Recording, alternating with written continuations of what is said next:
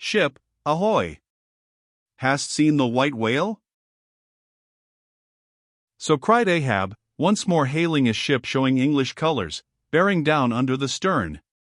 Trumpet to mouth, the old man was standing in his hoisted quarter-boat, his ivory leg plainly revealed to the stranger captain, who was carelessly reclining in his own boat's bow. He was a darkly tanned, burly, good-natured, fine-looking man, of 60 or thereabouts, dressed in a spacious roundabout, that hung round him in festoons of blue pilot-cloth, and one empty arm of this jacket streamed behind him like the broidered arm of a hussar's surcoat. Hast seen the white whale? See you this, and withdrawing it from the fold that had hidden it, he held up a white arm of sperm whale bone, terminating in a wooden head like a mallet. Man my boat, cried Ahab, impetuously, and tossing about the oars near him, stand by to lower. In less than a minute, without quitting his little craft, he and his crew were dropped to the water, and were soon alongside of the stranger. But here a curious difficulty presented itself. In the excitement of the moment, Ahab had forgotten that since the loss of his leg he had never once stepped on board of any vessel at sea but his own, and then it was always by an ingenious and very handy mechanical contrivance peculiar to the Pequod, and a thing not to be rigged and shipped in any other vessel at a moment's warning. Now, it is no very easy matter for anybody except those who are almost hourly used to it, like whalemen, to clamber up a ship's side from a boat on the open sea, for the great swells now lift the boat high up towards the bulwarks, and then instantaneously drop it halfway down to the kelson. So, deprived of one leg, and the strange ship of course being altogether unsupplied with the kindly invention, Ahab now found himself abjectly reduced to a clumsy landsman again, hopelessly eyeing the uncertain changeful height he could hardly hope to attain. It has before been hinted, perhaps, that every little untoward circumstance that befell him, and which indirectly sprang from his luckless mishap, almost invariably irritated or exasperated Ahab. And in the present instance, all this was heightened by the sight of the two officers of the strange ship, leaning over the side, by the perpendicular ladder of nailed cleats there, and swinging towards him a pair of tastefully ornamented man-ropes, for at first they did not seem to bethink them that a one-legged man must be too much of a cripple to use their sea banisters.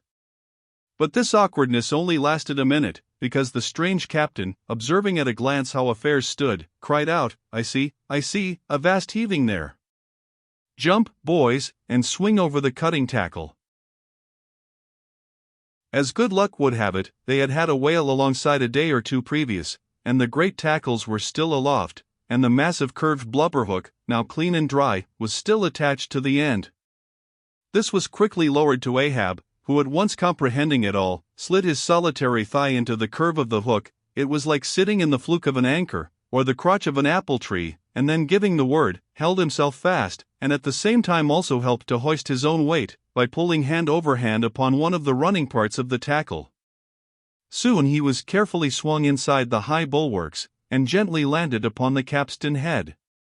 With his ivory arm frankly thrust forth in welcome, the other captain advanced, and Ahab, putting out his ivory leg, and crossing the ivory arm, like two swordfish blades, cried out in his walrus way, Aye, hearty! Let us shake bones together, an arm and a leg, an arm that never can shrink, D.C., and a leg that never can run. Where didst thou see the white whale, how long ago? The white whale, said the Englishman, pointing his ivory arm towards the east, and taking a rueful sight along it, as if it had been a telescope, there I saw him, on the line, last season. And he took that arm off, did he? I asked Ahab, now sliding down from the capstan, and resting on the Englishman's shoulder, as he did so. Aye, he was the cause of it, at least, and that leg, too? Spin me the yarn, said Ahab, how was it? It was the first time in my life that I ever cruised on the line, began the Englishman. I was ignorant of the white whale at that time. Well, one day we lowered for a pot of 4 or 5 whales, and my boat fastened to one of them. A regular circus horse he was, too, that went milling and milling round so, that my boat's crew could only trim dish, by sitting all their sterns on the outer gunwale. Presently up breaches from the bottom of the sea a bouncing great whale, with a milky white head and hump, all crow's feet and wrinkles. It was he, cried Ahab, suddenly letting out his suspended breath. And harpoon sticking in near his starboard fin.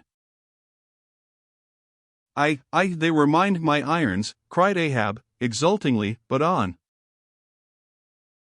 Give me a chance, then, said the Englishman, good-humoredly. Well, this old great-grandfather, with the white head and hump, runs all the foam into the pod, and goes to snapping furiously at my fast line. I see, what a departed, free the fast fish and old trick, I know him. How it was exactly, continued the one-armed commander, I do not know, but in biting the line, it got foul of his teeth, caught there somehow, but we didn't know it then, so that when we afterwards pulled on the line, bounce we came plump onto his hump. Instead of the other whales that went off to windward, all fluking.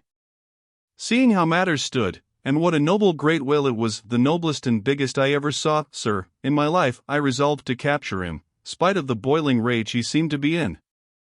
And thinking the haphazard line would get loose, or the tooth it was tangled to might draw, for I have a devil of a boat's crew for a pull on a whale line, seeing all this, I say, I jumped into my first mate's boat, Mr. Montop's here, by the way, Captain Montop the captain, as I was saying, I jumped into Montop's boat, which, D.C., was gunwale and gunwale with mine, then, and snatching the first harpoon, let this old great-grandfather have it. But, Lord, look you, sir, hearts and souls alive, man, the next instant, in a jiff, I was blind as a bat, both eyes out, all befogged and bedeadened with black foam, the whale's tail looming straight up out of it, perpendicular in the air, like a marble steeple. No use sterning all, then, but as I was groping at midday, with a blinding sun, all crown jewels, as I was groping, I say, after the second iron, to toss it overboard, down comes the tail like a Lima tower, cutting my boat in two, leaving each half in splinters, and, flukes first, the white hump back through the wreck, as though it was all chips. We all struck out. To escape his terrible flailings, I seized hold of my harpoon pole sticking in him, and for a moment clung to that like a sucking fish.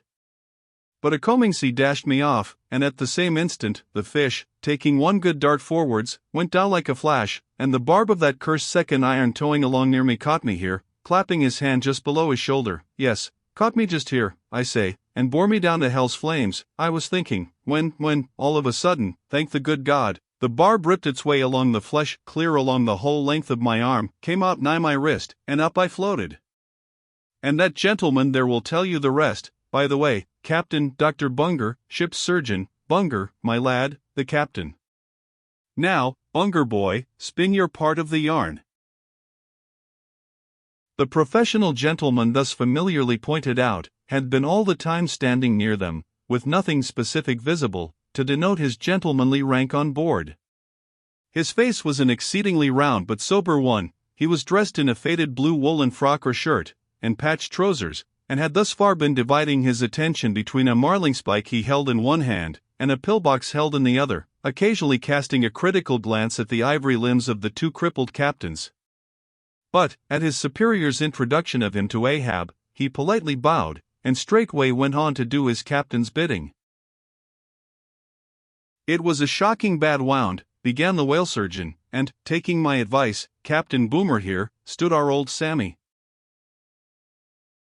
Samuel Enderby is the name of my ship, interrupted the one-armed captain, addressing Ahab, go on, boy. Stood our old Sammy off to the northward, to get out of the blazing hot weather there on the line. But it was no use, I did all I could, sat up with him nights, was very severe with him in the matter of diet. Oh, very severe, chimed in the patient himself, then suddenly altering his voice, drinking hot rum toddies with me every night, till he couldn't see to put on the bandages, and sending me to bed, half seas over, about 3 o'clock in the morning. Oh, ye stars! He sat up with me indeed, and was very severe in my diet. Oh! A great watcher, and very dietetically severe, is Dr. Bunger. Bunger, you dog, laugh out. Why don't ye? You know you're a precious jolly rascal. But, heave ahead, boy, I'd rather be killed by you than kept alive by any other man. My captain, you must have ere this perceived, respected sir, said the imperturbable godly-looking Bunger, slightly bowing to Ahab, is apt to be facetious at times. He spins us many clever things of that sort. But I may as well say, en passant, as the French remark, that I myself, that is to say, Jack Bunger, late of the reverend clergy, am a strict total abstinence man. I never drink water, cried the captain. He never drinks it. It's a sort of fits to him. Fresh water throws him into the hydrophobia. But go on with the arm story. Yes, I may as well, said the surgeon, coolly. I was about observing, sir, before Captain Boomer's facetious interruption, that spite of my best and severest endeavors, the wound kept getting worse and worse. The truth was, sir, it was as ugly gaping wound as surgeon ever saw, more than 2 feet and several inches long. I measured it with the lead line. In short, it grew black. I knew what was threatened, and off it came. But I had no hand in shipping that ivory arm there. That thing is against all rule, pointing at it with the marling spike. That is the captain's work, not mine. He ordered the carpenter to make it. He had that club hammer there put to the end, to knock someone's brains out with, I suppose, as he tried mine once. He flies into diabolical passions sometimes. Do you see this dent, sir, removing his hat, and brushing aside his hair, and exposing a bowl-like cavity in his skull, but which bore not the slightest scary trace, or any token of ever having been a wound? Well, the captain there will tell you how that came here. He knows. No, I don't, said the captain, but his mother did. He was born with it.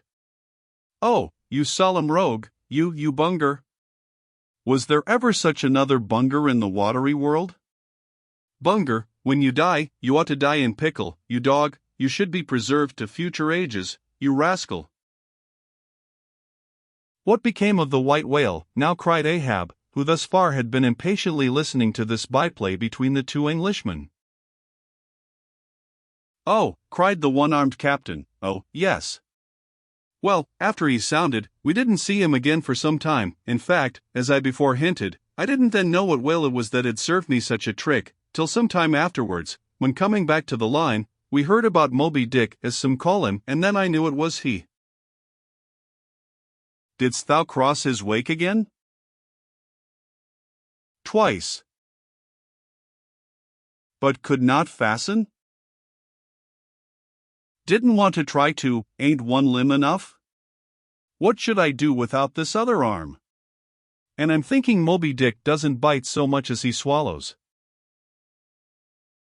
Well, then, interrupted Bunger, give him your left arm for bait to get the right. Do you know, gentlemen, very gravely and mathematically bowing to each captain in succession, do you know, gentlemen, that the digestive organs of the whale are so inscrutably constructed by divine providence, that it is quite impossible for him to completely digest even a man's arm? And he knows it too. So that what you take for the white whale's malice is only his awkwardness. For he never means to swallow a single limb, he only thinks to terrify by feints.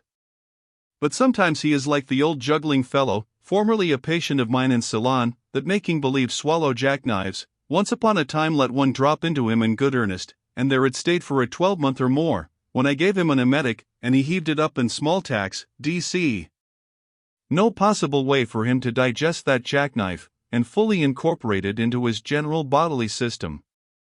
Yes, Captain Boomer, if you were quick enough about it, and have a mind to pawn one arm for the sake of the privilege of giving decent burial to the other, why in that case the arm is yours, only let the whale have another chance at you shortly, that's all.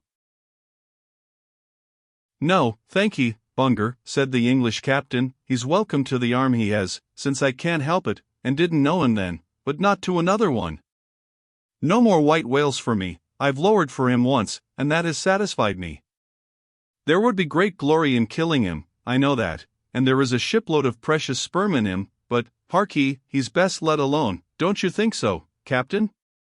Glancing at the ivory leg. He is. But he will still be hunted, for all that. What is best let alone, that accursed thing is not always what least allures. He's all a magnet. How long since thou saw'st him last? Which way heading?